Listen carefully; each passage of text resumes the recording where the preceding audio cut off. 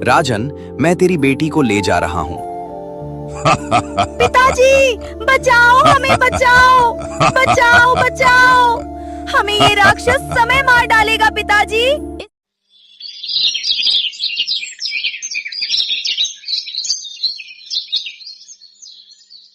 सुंदरगढ़ राज्य के राजपुर गांव में रमेश नाम का एक गरीब लकड़हारा रहता था, जो मेहनत तो बहुत करता था, पर उसे ठीक से खाना भी नसीब नहीं होता था। एक दिन वह घर पर बैठकर अपनी पत्नी से बोला, भाग्यवान, हमारा भाग्य कितना खराब है कि 2 वक्त की रोटी भी मैं तुम्हें नसीब नहीं करा सकता। मैं दिन भर मेहनत करता हूँ, पर पता नहीं भगवान ने हमारे नसीब में क्या लिखा है। पता नहीं हमारा भाग्य कभी खुलेगा या नहीं। कभी कभी तो ऐसा लगता है कि मैं किसी तालाब में कूदकर अपने प्राण त्याग दूं, पर मुझे तुम लोगों का ख्याल आ जाता है और मैं रुक जाता हूं। समझ नहीं आता मैं क्या करूं। पत्नी खाना बना रही थी। वह दौड़कर रमेश के पास आई और रोकर के बोली, रमेश, ऐसा मत कहो। हमने किसी का क्या बिगाड़ा है जो भगवान हमारी परीक्षा ले रहा है। कभी तो हमारे घर भी खुशियां आएंगी। तुम ऐसे अपना दिल छोटा मत करो, हिम्मत से काम लो। और वो रमेश को गले लगाती है। और फिर रमेश खाना खाने लगता है। खाना खाने के बाद वो अपनी कुल्हाड़ी लेकर जंगल की तरफ निकल जाता है। हे भगवान, आज भी कहीं सूखी लकड़ी नहीं मिल रही है। आज किस मुंह से मैं घर जाऊंगा? आज मैं रेशमा से क्या कहूंगा? फिर वो क्यों हमारे जीवन में खुशियां नहीं ला रहे हो? और इस तरह वो अपने आप से बात करता है और वापस अपने घर की तरफ चल देता है। जब गांव में पहुंचता है तो एक पेड़ के नीचे काफी लोग खड़े थे और आपस में बात कर रहे थे। उन बातों को रमेश भी सुनने लगता है। क्या आप लोगों ने सुना है? राजा की लड़की को एक शैतान उठा ले गया है, जिसने पास वाले जंगल में किसी गुफा में रखा है। और उस जंगल में लकड़ी भी बहुत सूखी हुई है, परंतु डर के मारे उस जंगल में कोई नहीं जाता है। जो भी उस जंगल में जाता है, शैतान उस मनुष्य को मार देता है। लकड़ी बहुत सूखी हुई है वहां। हाँ बेटा, हमने भी सुना है। पता नहीं हमारे राजा का भाग्य कैसा है। अकेली लड़की थी, उसे भी शैतान उठा ले गया। लला रमेश, तुम कैसे खाली हाथ लौट आए? तुम आज लकड़ी लेकर नहीं आए हो? हमारे घर पर लकड़ी नहीं है। दादा, हमारा भी भाग्य खराब है। घर में बहुत तंगी है और जंगल में सूखी लकड़ी नहीं मिल रही है। सोचा था आज लकड़ी ले आऊंगा, जिन्हें बेच के घर का खर्च चल जाएगा, पर किस्मत देखो, आज भी लकड़ी नहीं मिली। इस तरह आपस में बात करते हुए सभी लोग अपने अपने घरों को चले जाते हैं। रमेश भी दुखी मन से अपने घर को चला जाता है। घर पर उसकी बीवी इंतजार कर रही होती है। रमेश कुछ पैसे लेकर आएगा, जिससे घर का खर्च चल जाएगा। राजा अपने राज दरबार में बैठा होता है। सभी अपनी अपनी राय रख रहे होते हैं। तभी वहां पर राजकुमारी चित्रलेखा आती है, जो अत्यंत सुंदर और रूपवती थी, और राजा से कहती है। उसको सुनकर राजा आश्चर्यचकित हो जाते हैं। महाराज की जय हो।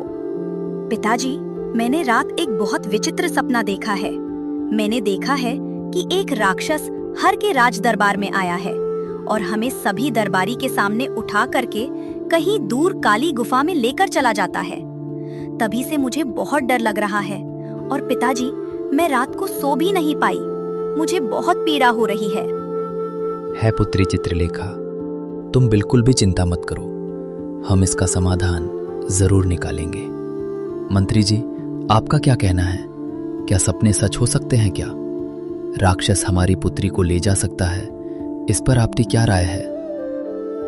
महाराज, सपने कभी कभी सच हो जाते हैं। हमें इस पर विचार करना चाहिए और हमें किसी से इस सपनों के बारे में पूछना चाहिए, तभी इसका हल निकलेगा। मैं एक सिद्ध पुरुष महात्मा को जानता हूँ, जो जंगल में रहते हैं। वह ही इस समस्या का समाधान निकलेंगे। हम सभी को मिलकर के महात्मा जी के पास चलना चाहिए। अचानक से दरबार हिलने लगता है और पूरी पृथ्वी कांपने लगती है और पूरे राज दरबार में धुंध छा जाती है। फिर एक हंसता हुआ विशालकाय डरावना राक्षस प्रकट होता है।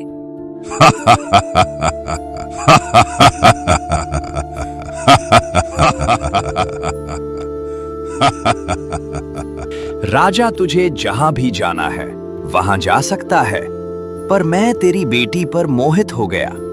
जब से तेरी बेटी को देखा है, तब से मेरा चैन, सुकून सब इसके रूप में छीन लिया है।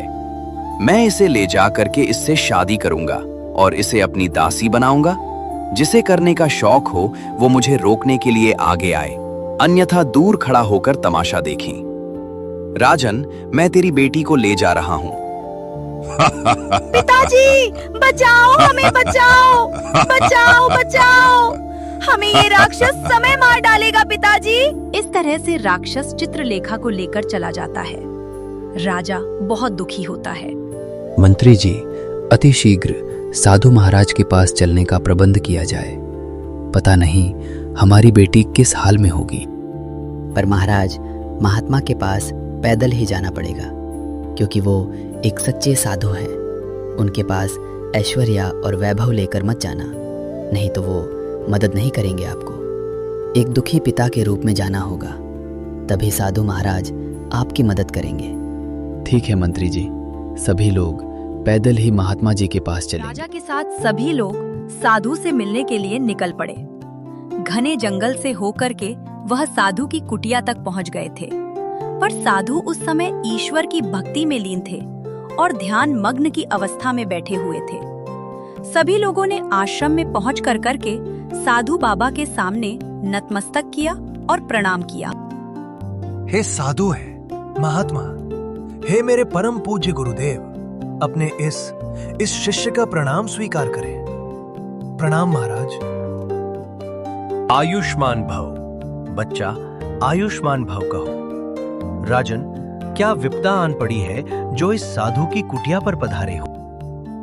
हे महात्मा, बात यह है कि एक राक्षस हमारी पुत्री चित्रलेखा को उठाकर ले गया है। शांत राजन, शांत। जिस कार्य के लिए तुम आए हो वो बहुत कठिन कार्य है। यहां से मीलों दूर उत्तर दिशा में एक खतरनाक गुफा है।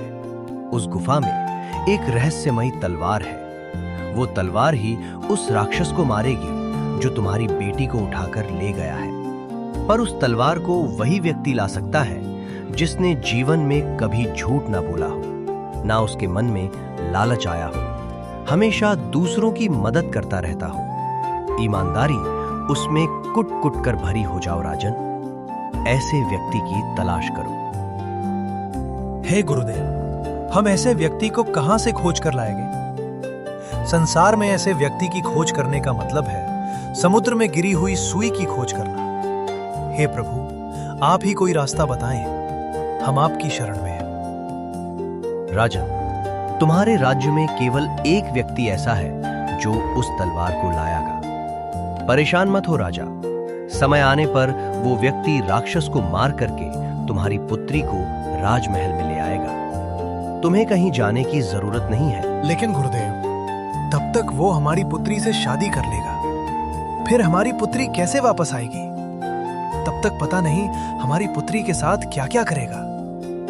हमारी पुत्री ने यदि साथ नहीं दिया तो वो राक्षस से मार डालेगा। नहीं राजा, नहीं, उसे राक्षस को श्राप लगा हुआ है। यदि उसने किसी भी औरत से जबरदस्ती शादी की तो वो जलकर भस्म हो जाएगा। इसलिए चिंता मत कर और अपने राज्य और प्रजा की देखभाल कर। और इस तरह से साधु महाराज राजा को समझ करके उसके राज्य को भेज देते हैं। राजा आकर के अपने राज्य की और प्रजा की देखभाल करने लगता है। प्रजा भी चित्रलेखा की वापसी के लिए भगवान से प्रार्थना करती है। रमेश बहुत दुखी होता है और अपनी पत्नी से कहता है, माधवी, आज हम पड़ोस वाले जंगल में जाएंगे। चाचा कह रहे थे कि उस जंगल में बहुत सूखी लकड़ी है। आज हम लकड़ी जरूर लेकर आएंगे।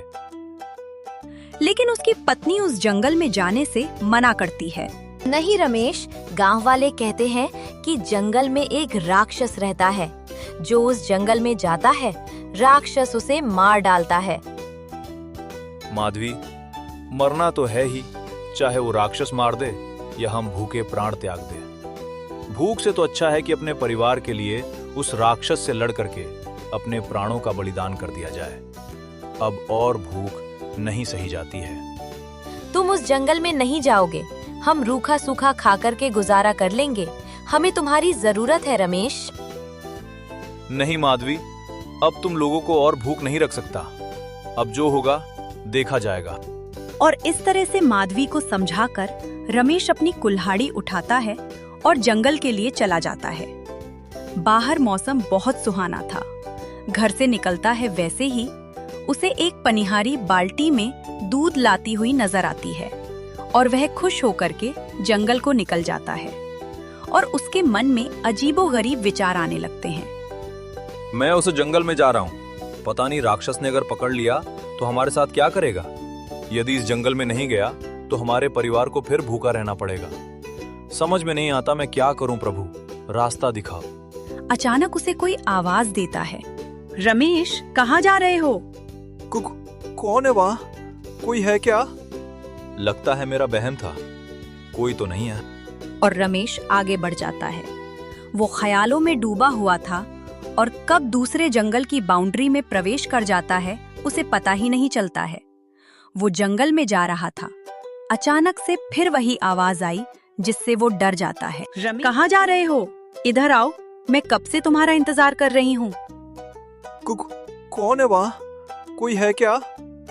फिर रमेश डरकर इधर उधर देखता है पर उसे कुछ दिखाई नहीं देता।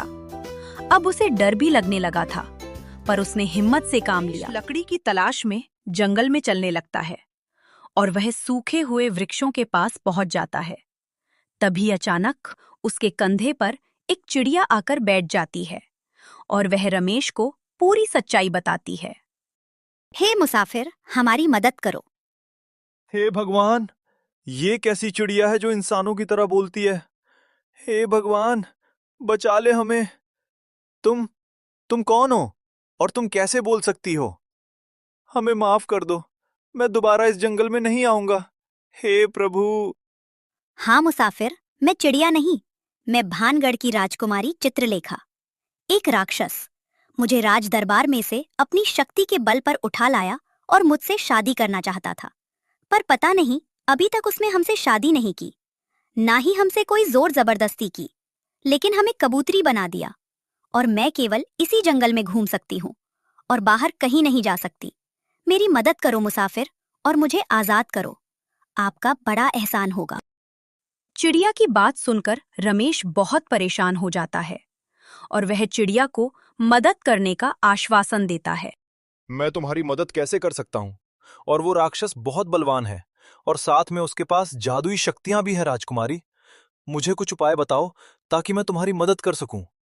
आपकी मदद करने में मुझे बहुत खुशी होगी। तभी वहां पर वही दिव्य साधु प्रकट होते हैं जिन्होंने राजा को समझाया था रात में तेज चमक रहा था। बेटा रमेश, तुम ही इस राज्य में एकमात्र ऐसे व्यक्ति हो जो इस राजकुमारी की मदद कर सकते हो। इसकी मदद करने का उपाय मैं तुम्हें बताता हूं। यहां से उत्तर दिशा की तरफ पहाड़ों पर एक नंदीवान नाम की गुफा है। उस गुफा के अंदर एक तिलस्मी तलवार रखी हुई है। उस तलवार की रक्षा देवता करते हैं।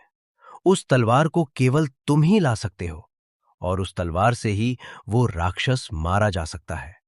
ये मणि अपने पास रखो। जब तुम्हें जादुई तलवार मिल जाए तो इस मणि को किसी जल में डाल देना और तुम वापस यहीं पर आ जाओगे। से जल्दी करो, बस समय बहुत कम है। जो आज्ञा गुरुदेव। हम अपने प्राणों का बलिदान देकर भी दुष्ट राक्षस को मार के राजकुमारी को आजाद करेंगे और इस जंगल को भी राक्षस से आजाद करवा देंगे। राजकुमारी, अब आप भी जाइए, मैं भी तलवार लेने के लिए निकलता हूं। और राजकुमारी उड़कर चली जाती है और बाबा अपनी शक्ति से रमेश को गुफा के पास भेज देते हैं। रमेश गुफा के पास पहुंचता है और यहाँ का नजारा देखकर दंग रह जाता है। वाह, कितना सुंदर स्थान है। फिर भी हमें सावधान रहना होगा। हे प्रभु, हमें वो रश्मि तलवार दिलवा देना जिससे राजकुमारी का उद्धार हो सके और मैं उसे दुष्ट राक्षस का वध कर सकूं। प्रभु, मेरी मदद करना। तभी वहां पर कोई देव प्रकट होता है।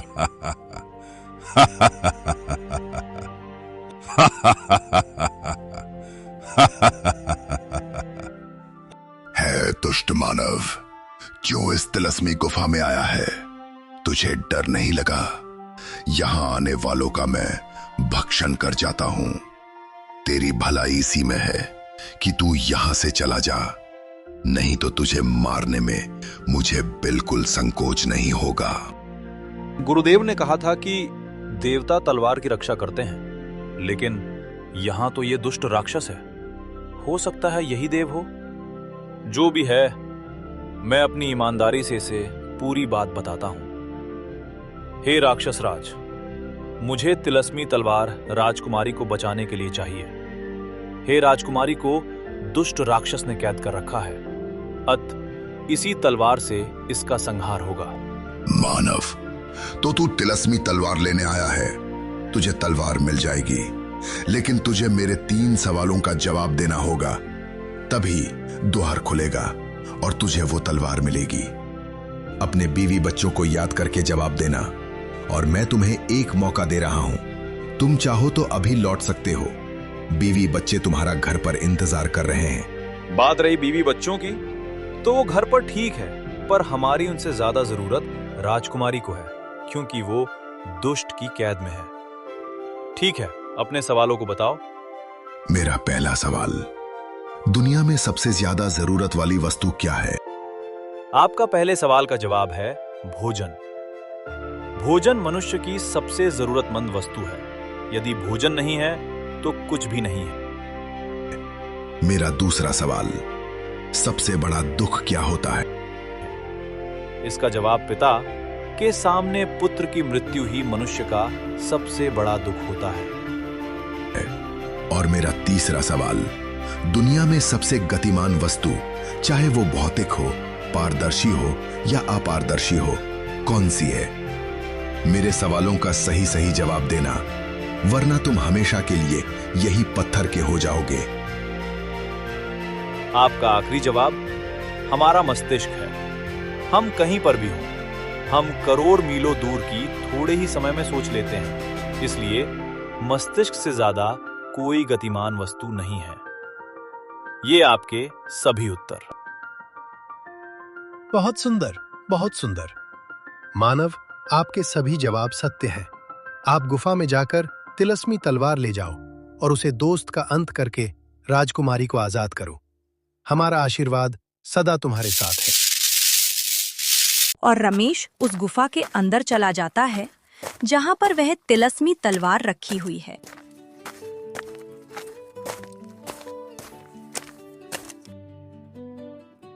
वाह, कितनी सुंदर चमकदार तलवार है। इसीलिए देवता इसकी रक्षा करते हैं।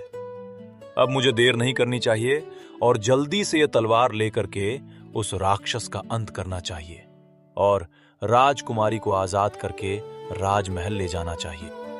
और रमेश उसे तलवार को उठा लेता है और पास वाले कुएं में बहे मणि डाल देता है, और वह फिर गुरुदेव की शक्ति से गायब होकर के राक्षस की गुफा के बाहर प्रकट होता है। लेकिन उसी समय राक्षस सो रहा होता है।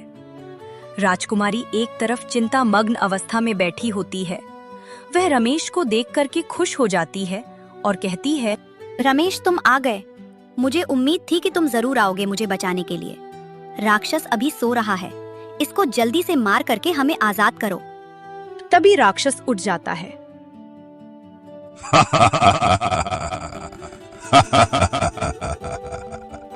अब क्या होगा रमेश? ये तो जाग गया है। तुम भाग जाओ रमेश, अपनी जान बचाओ। मैं तुम्हें छोड़कर कहीं नहीं जाऊंगा। मैं इस राक्षस को मार करके तुम्हें अपने साथ ले जाऊंगा। आखिर तुम आ ही गए। तुम अपनी मर्जी से नहीं, हमारी मर्जी से आए हो। मुझे तुम्हारे जैसे ईमानदार और सबकी सहायता करने वाले एक रहमदिल इंसान की जरूरत थी, जिसकी बलि चढ़ा करके मैं अमर हो जाऊंगा। राजकुमारी तो एक बहाना था। अब तैयार हो जाओ मरने के लिए रमेश। या मेरे प्रभु, मेरे मालिक, मदद करो। इस दुष्ट राक्षस का अंत करो। जय बजरंगबली। फिर रमेश प्रभु का नाम लेकर के उस तलवार को राक्षस की तरफ फेंक देता है। तलवार सीधी राक्षस के सीने में जाकर लगती है और राक्षस वहीं पर गिरकर तड़पने लगता है और मर जाता है। नहीं, मैं नहीं मर सकता। मैं अमर हूं। तुमने मुझे मार दिया रमेश। मैं अभी मरना नहीं चाहता था। मैं फिर वापस आऊंगा, मैं फिर वापस आऊंगा रमेश। राजकुमारी अपने असली रूप में आकर के खुश होती है और दुष्ट राक्षस का अंत हो जाता है, जिससे राजकुमारी और रमेश दोनों खुश हो जाते हैं। रमेश, तुम्हारा बहुत बहुत धन्यवाद मुझे आजाद करने के लिए। यदि तुम ना होते तो आज मैं आजाद नहीं होती। चलो रमेश, अब हम लोग राजमहल चलते हैं। पिताजी हमारा इंतजार कर रहे होंगे। रमेश और चित्रलेखा दोनों अपने राज्य के राजमहल में आ जाते हैं। वह राजा को पूरी घटना के बारे में बताते हैं। राजा रमेश के साहस, ईमानदारी और पराक्रम को देख करके खुश हो जाता है। अपनी पुत्री से रमेश के लिए इनाम देने को कहता है। तभी राजकुमारी कहती है, पिताजी, यदि रमेश नहीं होते तो शायद मेरा जीवन संभव नहीं था। अतः हमारी संपूर्ण जीवन पर रमेश का अधिकार है। अतः मैं सबकी सहमति से रमेश से विवाह करना चाहती हूँ। अति उत्तम पुत्री, अति उत्तम। तुमने बहुत अच्छा फैसला लिया है। क्या रमेश, तुम इस शादी के लिए राजी हो? महाराज, मैं एक गरीब लकड़हारा हूँ और ये भानगढ़ की राजकुमारी है। आप दोनों का फैसला मुझे मंजूर है। यदि आप लोगों को मेरी गरीबी से कोई आपत्ति नहीं है तो मुझे शादी करने से कोई आपत्ति नहीं है, जैसी आपकी आज्ञा। अरे रमेश, राजकुमारी, चित्रलेखा मेरी इकलौती पुत्री है। इनका जिससे विवाह होगा वो इस गाड़ी का बारिश होगा और अगला राजा कहलाएगा। अब तुम लकड़हारा नहीं रहोगे। शादी करने के बाद तुम इस राज्य के युवराज हो जाओगे और तुम अपने पूरे परिवार के साथ इस राजमहल में रहोगे। फिर एक अच्छा मुहूर्त देख करके राजा उन दोनों की शादी करवा देता है। शादी हो जाने के बाद रमेश राजकुमारी को लेकर के अपने गांव चला जाता है। जब रमेश घर पहुंचता है तो उसकी बीवी रमेश को देखकर खुश होती है और रमेश अपनी पूरी घटना को सच्चाई के साथ बयां कर देता है। रमेश की बीवी उसकी सच्चाई को सुनकर खुश हो जाती है। जब रमेश, तुम्हें कोई दिक्कत नहीं, राजकुमारी को कोई दिक्कत नहीं है, तो मुझे भी कोई दिक्कत नहीं है। हम सब मिलकर के एक साथ खुशी खुशी रहेंगे। कुछ दिन गांव में रहने के बाद वह अपने पूरे परिवार के साथ राजमहल चला जाता है। अतः इस कहानी से हमें यह शिक्षा मिलती है, बुद्धिमान, परोपकार और ईमानदारी से सब कुछ हासिल किया जा सकता है। मित्रों, हमारी कहानी कैसी लगी कमेंट्स में बताना और वीडियो को लाइक कर देना। चैनल को सब्सक्राइब कर लेना। अगली रोमांस भरी कहानी के साथ जल्द मिलेंगे। तब तक के लिए टाटा, बाय बाय।